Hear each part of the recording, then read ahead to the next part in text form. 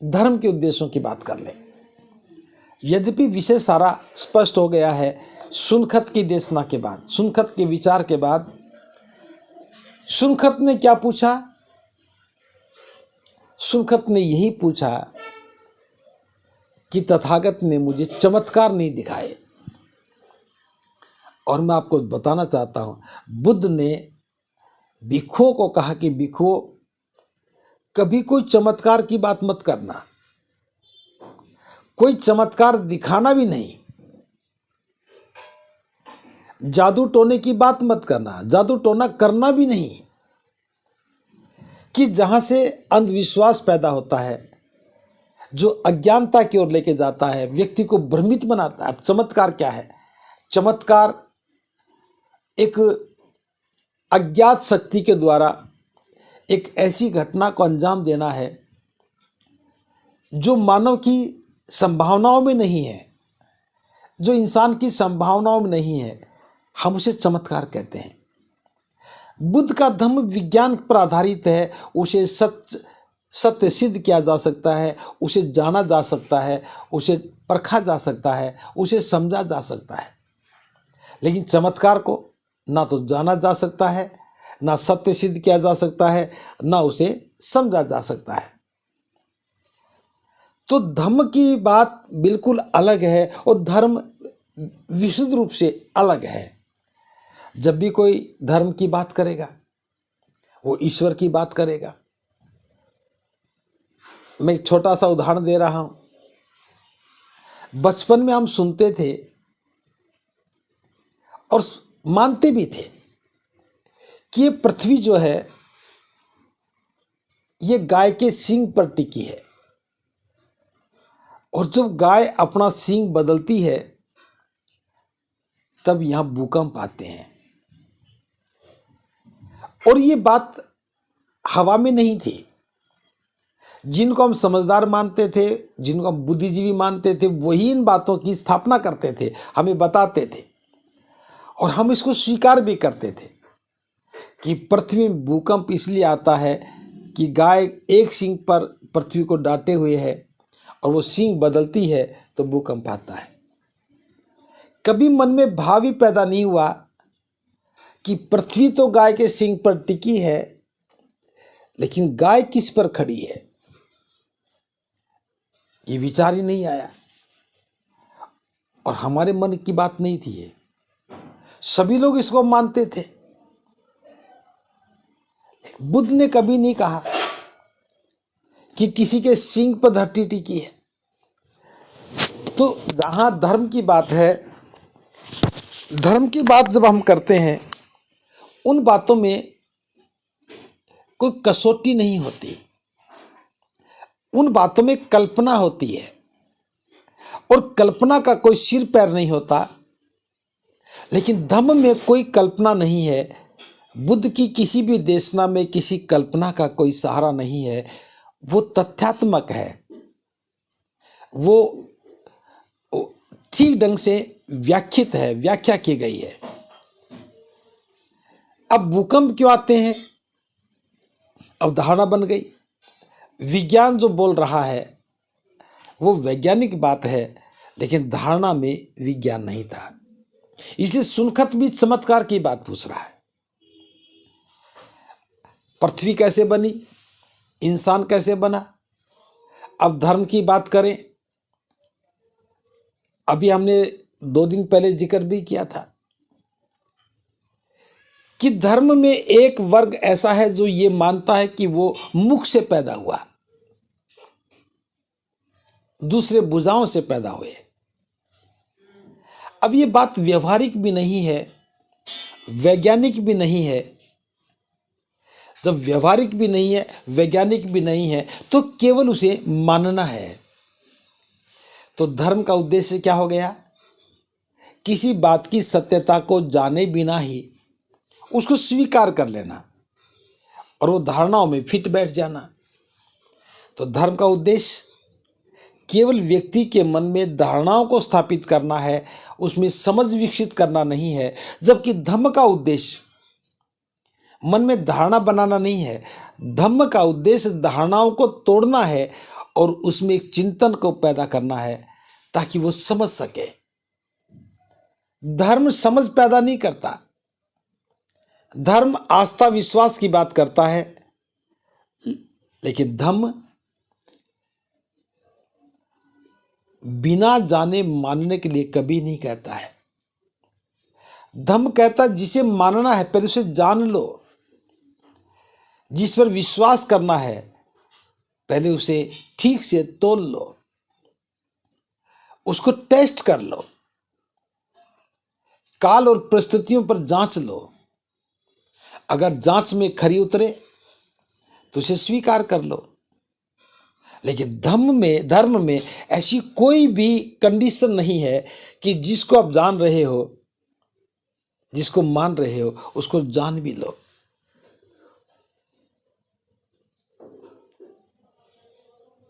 एक कोई सन्यासी था, लोगों को बड़ा भ्रमित करता था, तरह तरह के सवाल पूछता था, लोग निरुत्तर हो जाते थे। अज्ञानता में आप जितना भी पूछोगे लोग निरुत्तर ही तो होंगे। तो सन्यासी ने एक मोमबत्ती जला रखी थी, बहुत सारे लोग खड़े थे, पूछने लगा, बताओ ये प्रकाश कहां से आया? ये जो मोमबत्ती जल रही है ये प्रकाश कहां से आया? तो कोई नहीं बता सका, और कोई नहीं बता पाया तो उसका तो अहंकार और बढ़ गया। देखो मैं तो पहले ही जानता था कोई बता नहीं पाएगा कि प्रकाश कहां से आया। अब वो बड़ा खुश हो रहा था, लोग बड़े दुखी हो रहे थे, जानते तो थे ही नहीं। एक छोटा सा बच्चा आया, उसने कहा कि मैं बताऊं।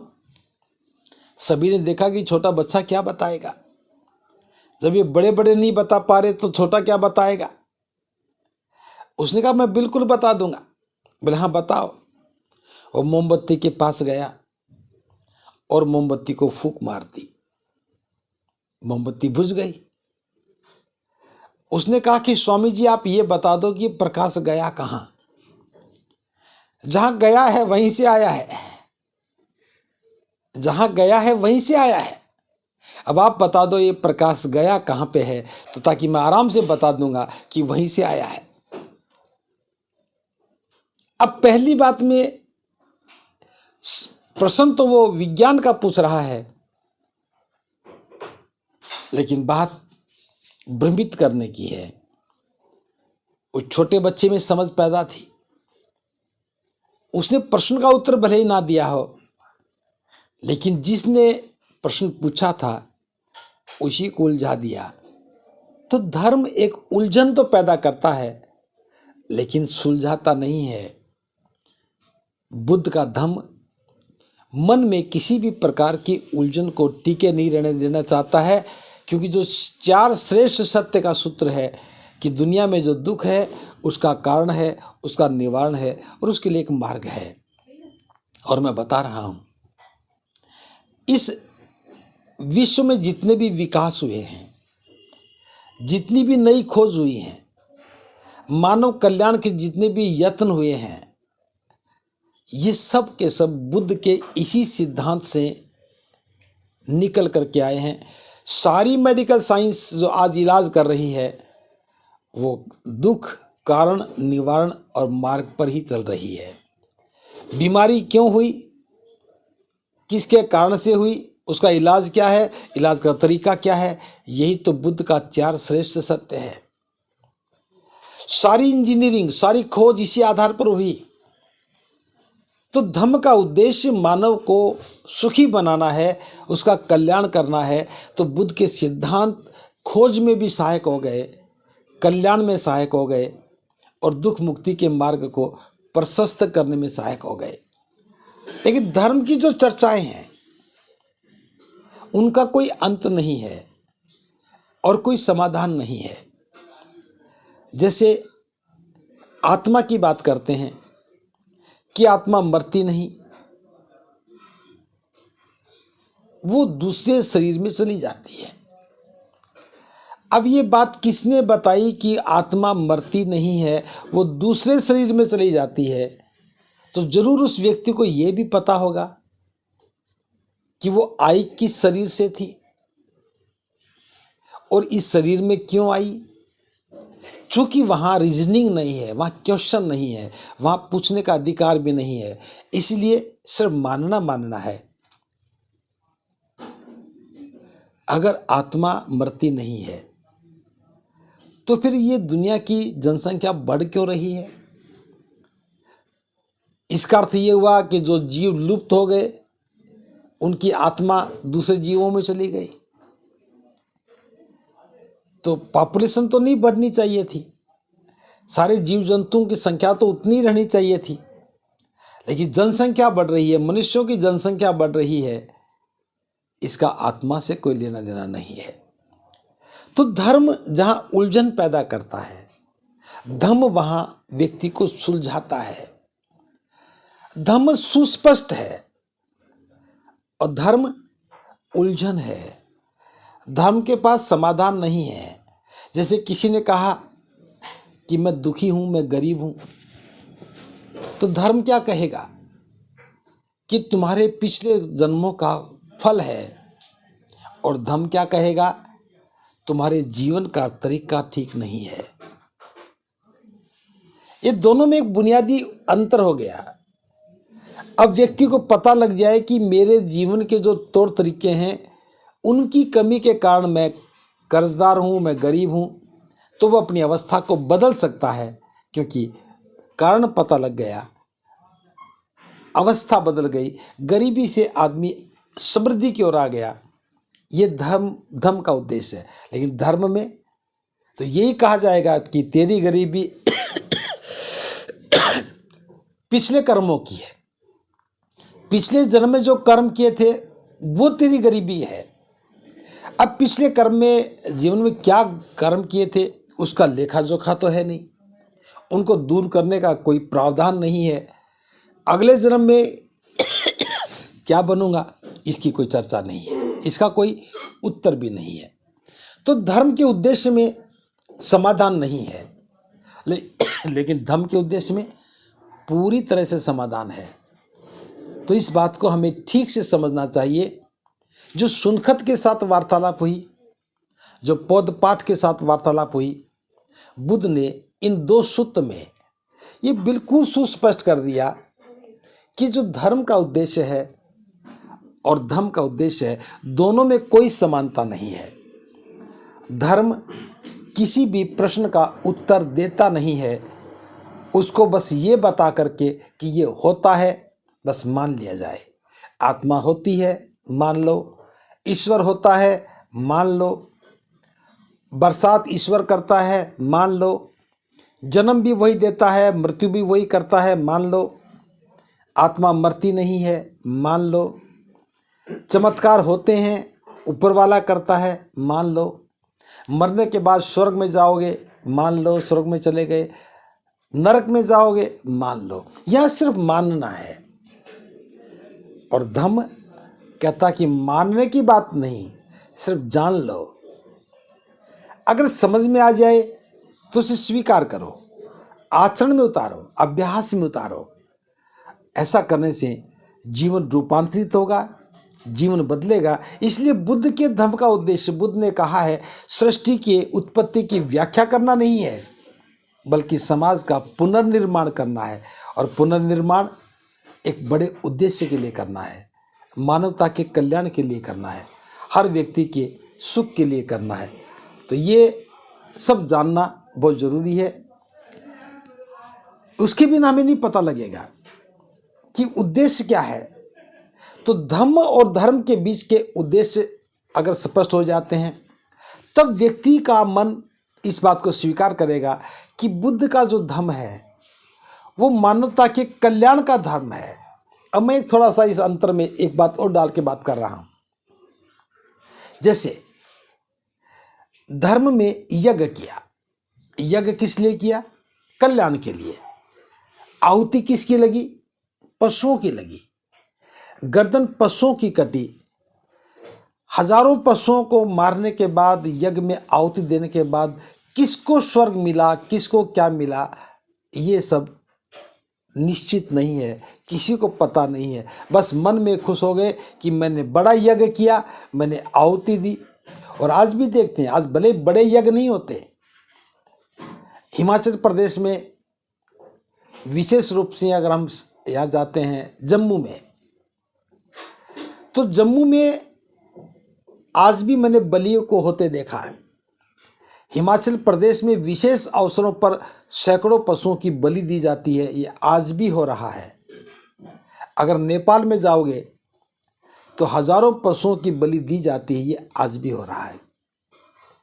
अब किसी की बलि देना क्या किसी के लिए कल्याणकारी हो सकता है? एक व्यक्ति अपनी मुक्ति के लिए, अपने कल्याण के लिए, अपने सुख की कामना के लिए, स्वर्ग में जाने के लिए निरीह पशुओं की हत्या करे, क्या ये मानवीय हो सकता है? तो धर्म की परंपरा है वो मानवीय नहीं है, वो अमानवीय है। लेकिन धर्म की परंपरा में कोई भी अमानवीय बात नहीं है। धर्म मानवता पर आधारित है, कल्याण पर आधारित है और सबके सम्मान के सुख पर आधारित है। वहाँ कुछ भी बातें ऐसी नहीं हैं जो बिना जाने मानने के लिए कहा जाए। जानने के बाद जो विश्वास होता है उसे श्रद्धा कहते हैं, अटूट विश्वास। और बिना जाने मानना अंधश्रद्धा है। तो धर्म का आधार अंधश्रद्धा है और धर्म का आधार श्रद्धा है, जानने के बाद मानना। तो प्रबुद्ध उपासक उपासिकाओं, धर्म और धम्म में, इनके दोनों के उद्देश्य में मैंने प्रयास किया है कि सुस्पष्ट हो जाएं और समझ में आ जाएं, ताकि धम्म के मार्ग पर चलना आसान हो जाए और हम धम्म को ठीक से समझ सकें और हर व्यक्ति इस बात को जान सके कि धम्म के मार्ग पर चलने से मेरा कल्याण ही होगा, मुझे सुख मुक्ति का मार्ग मिलेगा, मेरी अज्ञानता खत्म होगी, अंधविश्वास खत्म होगा, अविद्या का नाश होगा और मेरा जीवन पुनर्निर्मित होगा, नया होगा, एक श्रेष्ठ जीवन बनेगा। तो बुद्ध के धम्म में के उद्देश्य में और धर्म के उद्देश्य में बहुत बड़ा अंतर है। दोनों में लेश मात्र भी समानता नहीं है। तो सभी उपासक उपासिकाओं से मैं यही कहना चाहूँगा कि बौद्ध धम्म है, धर्म नहीं है। दूसरे धर्मों के आधार पर बौद्ध धम्म को धर्म स्वीकार मत करना। ऐसा करेंगे तो हम धम्म का संवर्धन करेंगे और गलत फहमी से भी हम बच सकेंगे। इन्हीं शब्दों के साथ आपने मेरी बात को बड़े ध्यान से सुना। आप सबका मंगल हो, सबका मंगल हो, सबका मंगल।